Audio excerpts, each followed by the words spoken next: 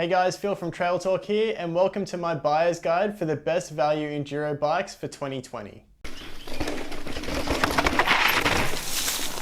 So if you haven't already subscribed to the channel, click that subscribe button and put notifications on. We do a lot of buyer's guide reviews as well as vlogs. And if you don't want to hear me blabber on about enduro bikes, click ahead to this time here and that'll take you to the start of the list of the bikes. And if you're looking for some more pedal-friendly bikes, definitely check out my buyer's guide for short travel trail bikes as well as all mountain bikes, and I'll put the link to those in the description as well. So enduro bikes, they're the bike that everyone wants, but not the bike that everyone actually always needs. So if you climb up to the top of the hill or the mountain just purely for your descent, these are definitely the bikes for you. But if you do a bit of undulating terrain and definitely prefer something a bit more playful, then I definitely recommend checking out an all-mountain bike. So the trails that a lot of people are riding on enduro bikes these days were considered downhill trails not too long ago, so they definitely need a fair bit of travel. So enduro bikes have around about 150 to 180 millimeters of rear travel.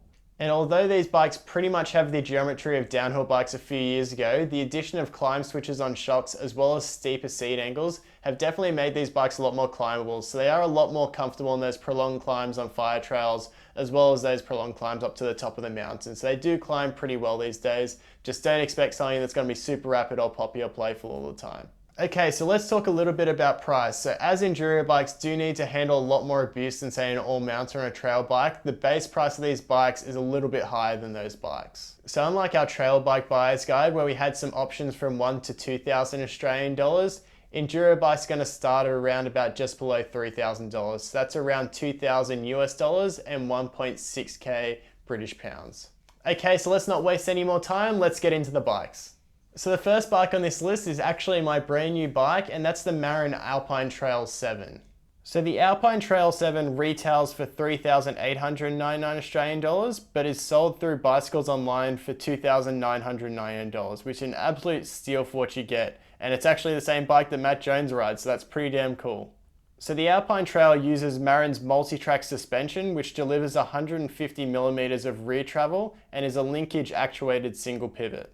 So having taken mine just for its first ride, it definitely uses the first part of its travel really effectively over rocks and technical sections, so it's nice and active, but the end of the stroke is really nice and progressive, so it's got a good bit of pop to it and good bottom out resistance. It's definitely one of those bikes that you just let off the brakes and let the bike do the work for you. The suspension eats up the chunk really well and just propels you forward. So what I like about the geometry of this bike is that it's perfect for Australia. It's got enough reach at 465 millimeters on the size large, and the stack is nice and high too, but it's not too long, taking away from the bike's maneuverability. If you do prefer a very long bike, the seat tubes are pretty short, so you can size up if you want to. The head angle is a nice slack 65 degrees, and the seat angle is 75.7 degrees on the size large, so decently steep. And then you get some nice short 430 millimeter chainstays to keep it fun.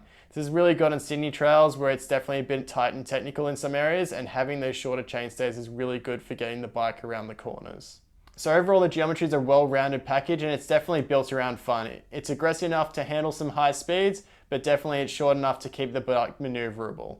So where the Alpine Trail is most impressive is the spec. The thing is race ready, which is crazy considering the price, and I'll actually be racing the bike pretty much stock at Cannonball this year, so I'll be interested to see how it goes. So up front you get 160 millimeters RockShox Yari with a debonair air spring and an X-Fusion rear shock, which does the job, but it would probably be my first upgrade on the bike. In terms of drivetrain, you get a cool mix here, so you get a wide range E13 TRS cassette with that 9 to 46 tooth range, so big range. It's actually bigger than SRAM Eagle drivetrain ranges, so bigger than that 500% on those. And you also get that with an SLX derailleur. When it comes to the brake, you get some Tektro 4-pots on there, so the Orions with 203mm rotors. What I love about these brakes is that once you put some Shimano Saint pads in them, the power is really impressive for what you get for the money. And because it uses these Saint pads, if you ever stuck for pads or anywhere at a bike park or anything, they're always going to be available, so that's good to see. When it comes to the dropper post, you get the ever reliable X-Fusion Manic. I've reviewed this dropper post and it's one of my favorite on the market. It's really smooth actuation and it seems to be pretty bulletproof. When it comes to the wheels, you get a set of Marin 29mm internal width tubeless wheels.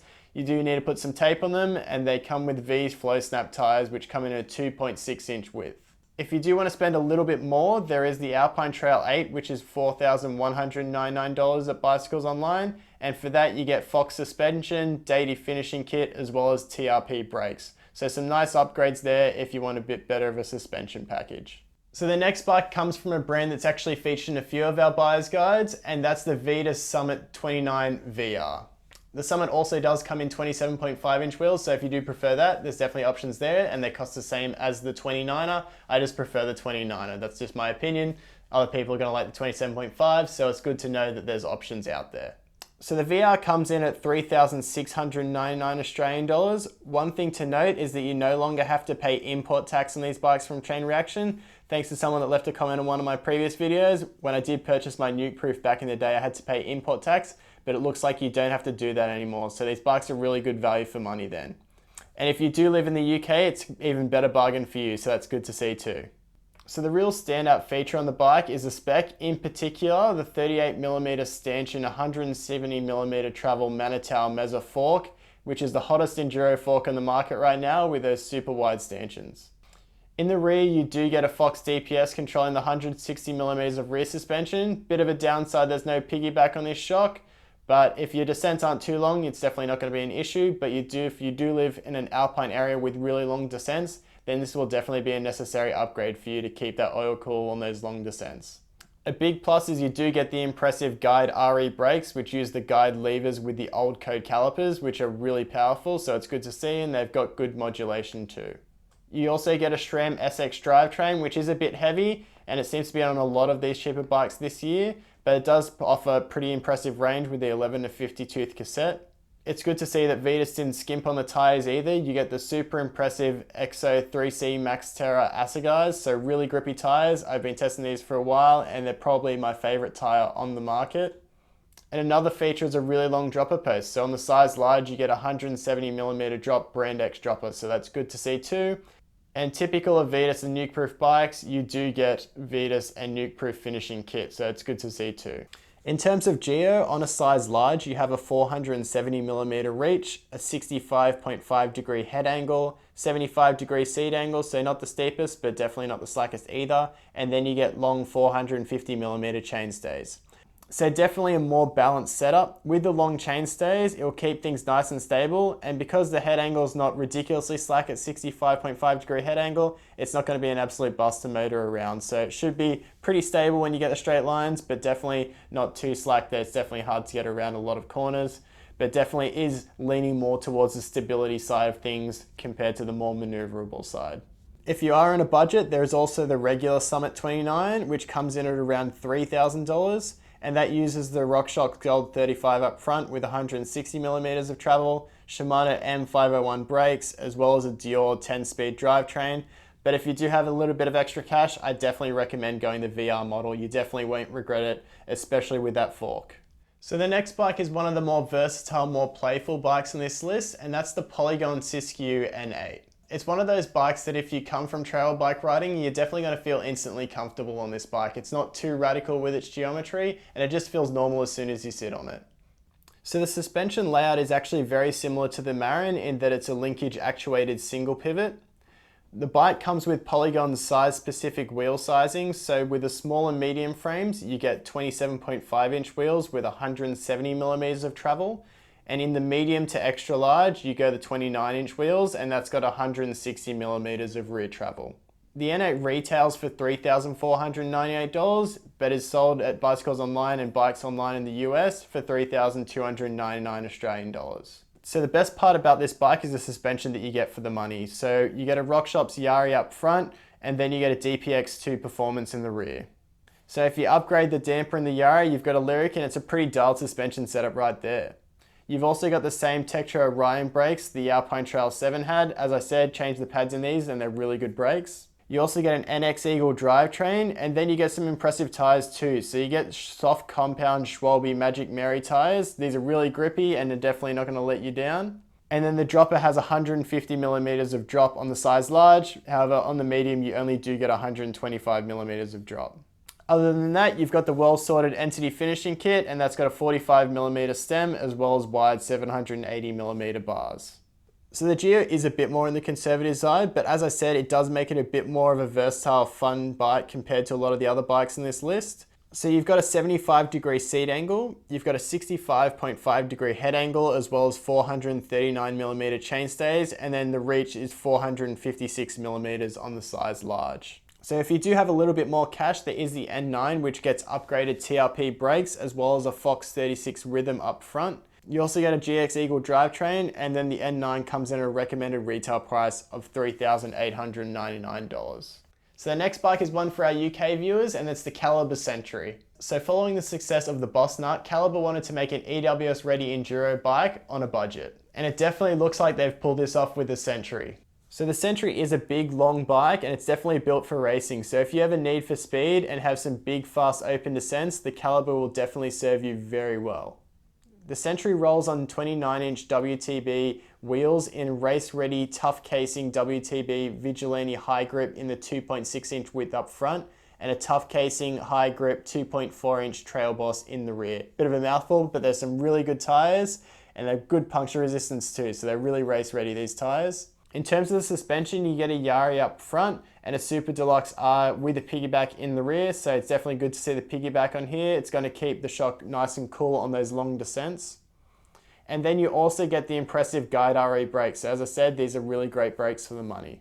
So as you can see, all these parts, the tires, the brakes, as well as suspension, are carefully selected for racing. Not necessarily the lightest parts, but they're definitely smart value, and they're going to serve you very well if you do want to race this bike, or you just want something that's bulletproof and reliable.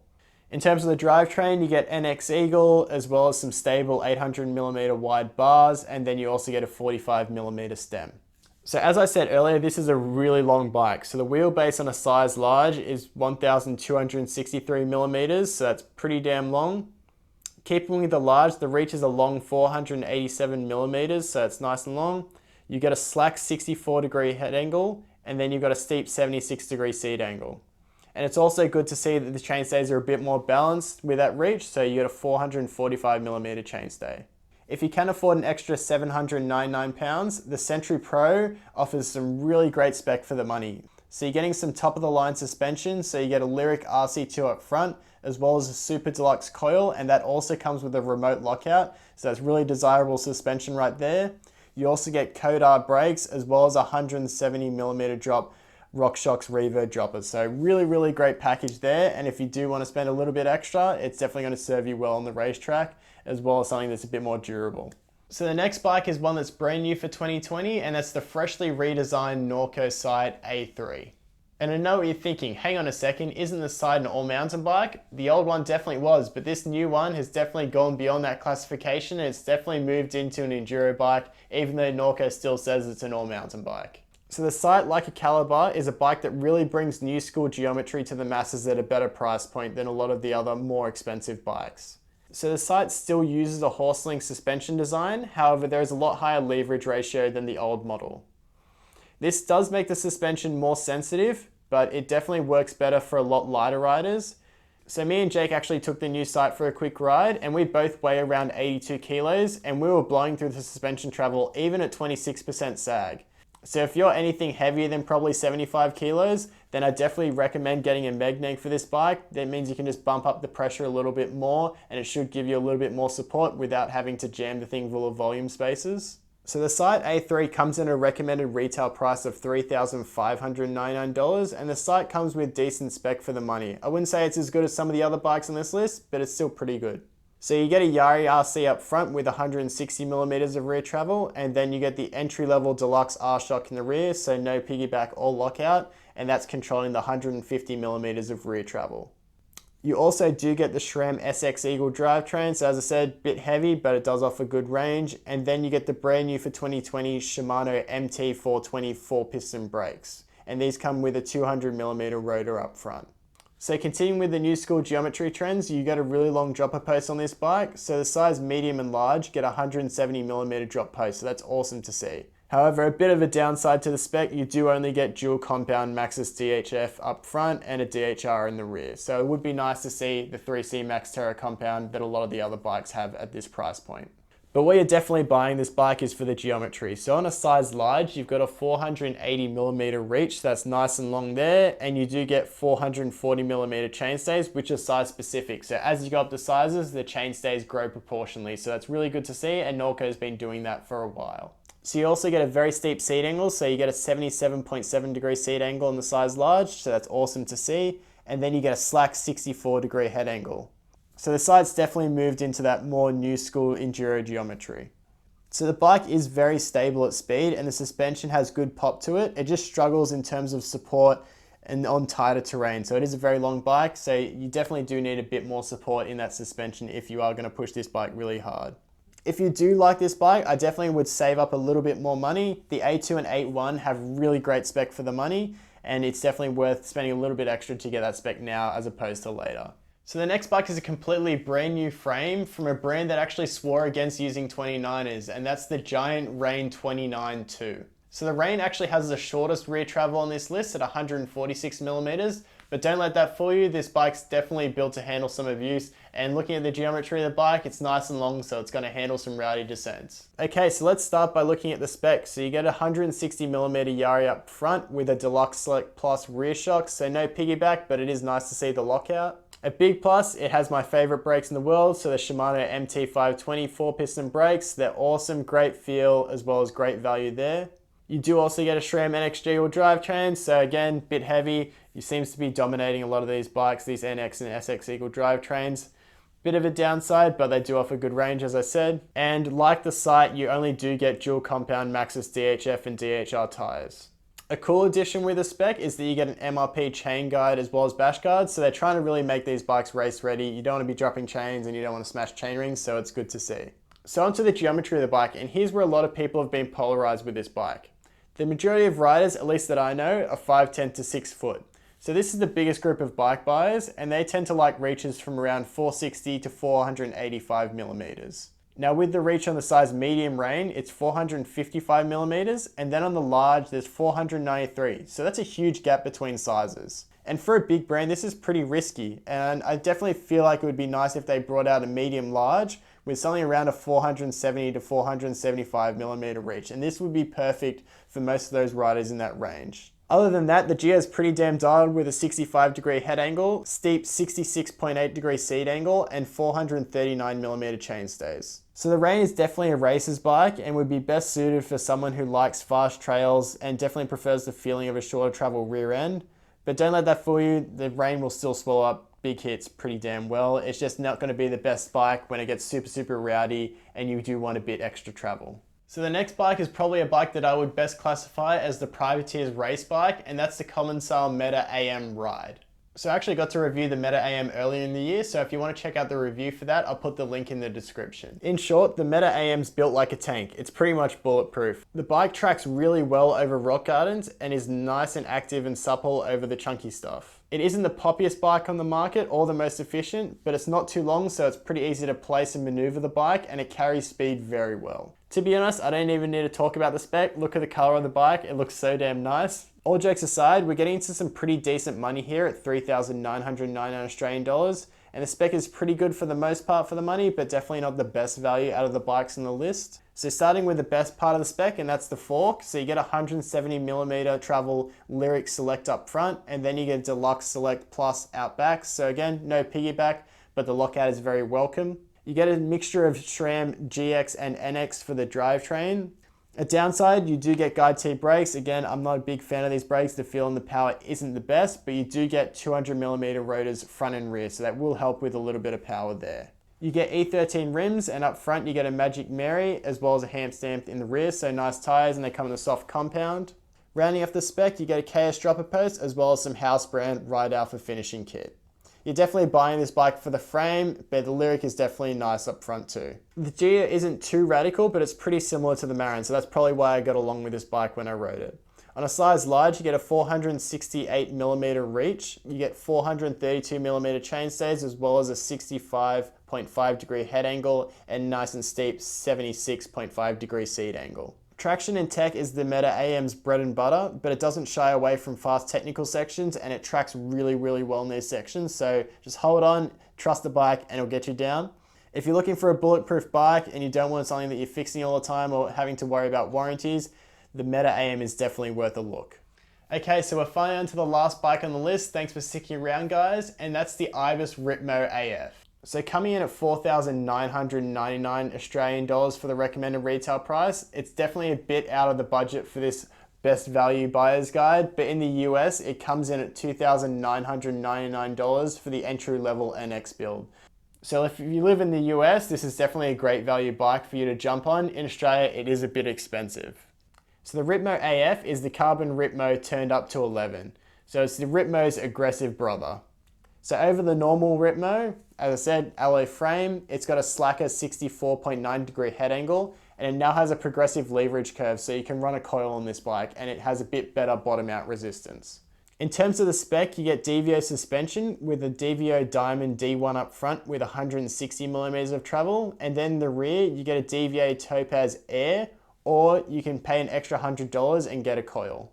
The rest of the spec is really good too. You get Maxxis Assegai tires, and they come in the Exo Plus casing with the 3C Maxxterra compound, my favorite tires on the market, and they come on Ibis rims and hubs, so they're really good wheels here too. You get an NX Eagle drivetrain. As I said earlier, a bit of a downside, but not too crazy. And then you get the Guide T brakes. So again, not my favorite, but nothing crazy here. In terms of geo, as I said earlier, you get a 64.9 degree head angle. And then on the size large, you get a 475 millimeter reach, 76 degree seat angle, and 435 millimeter chainstays. So the Ripmo is probably the most versatile bike on this list. It has the most efficient suspension platform, but is even more capable than the normal Ripmo on the descents with the progressive rear end as well as the slacker head angle. If it was my money, I'd definitely save up a little bit extra for the SLX build kit, 4-piston SLX brakes, and then you also get the SLX 12-speed drivetrain, so that's awesome to see, and pretty damn good value considering it's a boutique bike brand and the geo as well as the suspension platform that you're getting. So there you go, there's my best value enduro bikes for 2020. If I were to give a few worthy mentions, there's a couple of bikes out there that I would still recommend but didn't quite make the list. The first is the Merida 160-700. This frame never gets old and it's been around for a few years, but the geo is still pretty damn relevant. What's really impressive about this bike is the spec for the money. So you get a Yari up front, a Super Deluxe Select Plus rear shock, so awesome rear shock. You get the piggyback as well as a lockout. Brand new 12-speed SLX drivetrain as well as SLX 4-piston brakes, and this comes in at a recommended retail price of 3,999 Australian dollars. This is definitely an awesome bike. I used to have a Merida 160 back in the day and I absolutely loved it. The next bike would be the Fazari Losail Peak. It's a bit expensive for our list, but it's definitely probably the best value carbon bike on the market. It's a bike that really bridges the gap between all mountain and enduro, so it is a really efficient bike. Bit more playful than a lot of the bikes on this list, but can still handle the big hits, and that comes in at $3,599 US for the entry-level build kit. Another bike that I probably recommend is if you live in the UK, definitely check out the Bird AM9. I used to have this bike and I really loved it. Awesome geometry and really good rear suspension.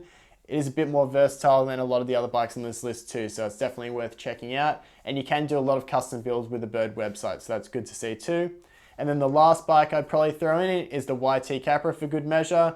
Good gear, great value. You just have to catch it when it's in stock, which is not very often and you have to wait a fair bit. So it's very hard for me to recommend something when you do have to justify a big upfront purchase when the bike's not in stock. So there you go. Hope you guys enjoyed the list. Hopefully I can help you out with a few of your purchases for this year. I really enjoy making these buyer's guide videos for you guys. And as always, if I missed any of the bikes, definitely leave them in the comments below and I'll put them in the pinned comment if I think they're one of the best value bikes that I definitely missed on this list. So if you enjoyed the video, definitely subscribe to the channel. We've got plenty of buyer's guides coming, reviews, vlogs, all that kind of stuff like that. Definitely like the video too. And if you have any questions, definitely leave a comment. And as always, thanks for watching, guys.